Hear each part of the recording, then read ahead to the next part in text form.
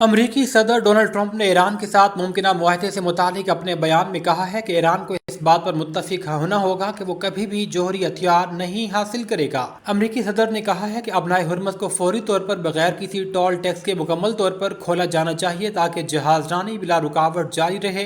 उन्होंने कहा कि अगर समंदर में बारूदी सुरंगें मौजूद हैं तो उन्हें ख़त्म किया जाए। अमरीका पहले ही अपने जदीद माइन स्वैपर के जरिए कई सुरंगों को तबाह कर चुका। उन्होंने कहा कि अमरीकी बहरी नाकाबंदी अब ख़त्म कर दी जाएगी। नाकाबंदी के बायस अबनाए हुर्मुज़ में फंसे जहाज़ अब वापसी का अमल शुरू कर सकते हैं।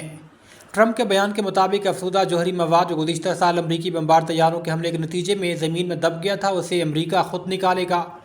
उन्होंने यह भी कहा है कि ये अमल ईरान और बैनुल अक़वामी जौहरी तवानाई एजेंसी के साथ करीबी ताउन से किया जाएगा और अफसुदा मवाद को मुकम्मल तौर पर तबाह किया जाएगा। दूसरी जानिब आलमी माहिरीन के मुताबिक ये बात सामने आ रही है कि डोनाल्ड ट्रंप आज इंतहाई अहम मीटिंग में अमरीका ईरान जंगबंदी में तोसी से मुतालिक हतमी फैसला करने जा रहे हैं।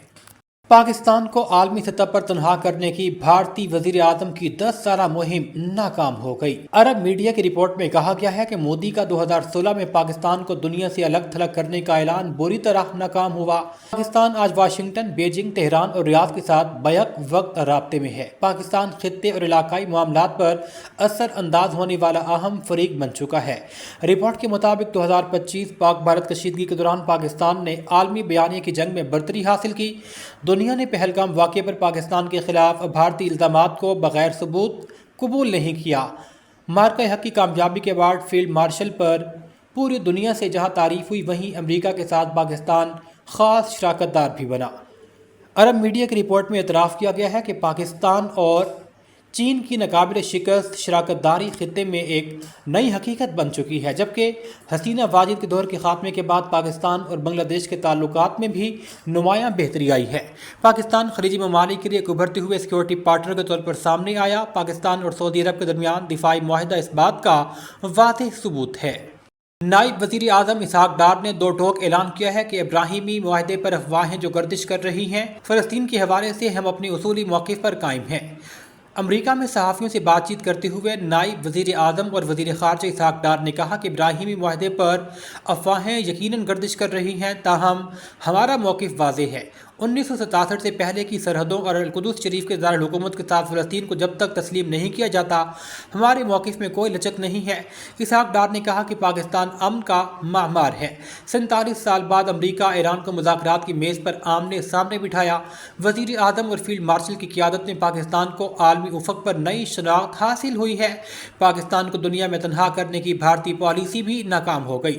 उन्होंने कहा कि अमरीकी वज़ीर ख़ारजा मार्को रूबियो से मुलाकात में पाकिस्तानी सफ़ीर और दफ्तर ख़ारजा के दीगर हुक्काम शामिल थे, जहां मार्को रूबियो के साथ खुशगवार माहौल में मुलाकात हुई है।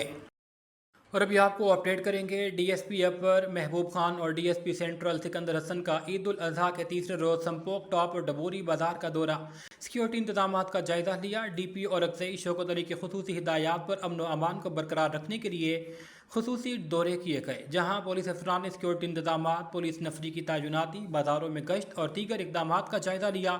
ड्यूटी पर मामूर एहलकारों से मुलाकात की और उन्हें इर्द गिर्द कड़ी नज़र रखकर ड्यूटी अंजाम देने की हिदायत की। इस मौके पर डीएसपी ने बाजारों में ताजरों और शहरियों से मुलाकात में यकीन दिलाया कि आपके अमन व अमान को बरकरार रखने के लिए हर मुमकिन इकदाम किए जाएंगे। डीएसपी अपर महबूब खान और डीएसपी सेंट्रल सिकंदर हसन ने कहा कि डिस्ट्रिक्ट पुलिस ऑफिसर और अक्सई शौकत अली की हिदायत के मुताबिक ज़िला भर में सिक्योरिटी के फुल प्रूफ इंतजाम किए गए और अक्सई पुलिस ईद उल अजहा के दौरान अमन व अमान की फ़ज़ा बरकरार रखने के लिए मुकम्मल तौर पर मुतहर्रिक रही है।